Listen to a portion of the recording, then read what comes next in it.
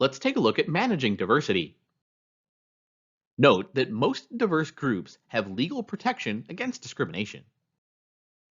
There's a wide range of age groups in the workplace, resulting in different diverse generations in the workforce. There is job discrimination against older workers that exists. To promote age integration, employees and especially managers should understand stereotypes about older workers that are myths. So, all members of the organization should realize that they tend to have negative stereotypes that are not based on facts about older workers. We should also realize that the global population is aging and will require more healthcare and fewer durable goods manufacturing workers, such as cars.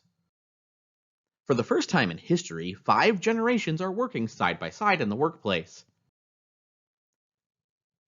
Realize that there is no universally accepted list of differences and that there are generalizations based on research, but there are always exceptions to guidelines presented when it comes to diversity. The terms sex and gender are often used interchangeably, but they're different. Sex distinguishes biological males and females.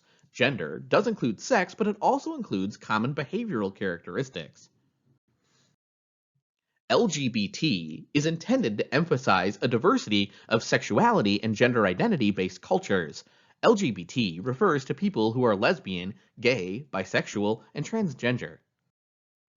There are other diversities, including Q for those who identify as queer or are questioning their sexual identity, LGBTQ, I to include intersex people, LGBTI, and asexual, LGBTA. Putting them all together is LGBTQIA. Race and ethnicity are similar yet different.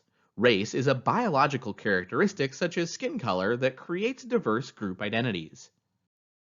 Ethnicity is a social trait, such as a cultural background, custom, or allegiance, again creating diverse groups.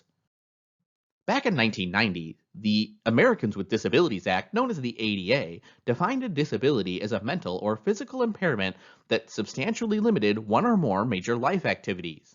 The law prohibits discrimination against people with disabilities.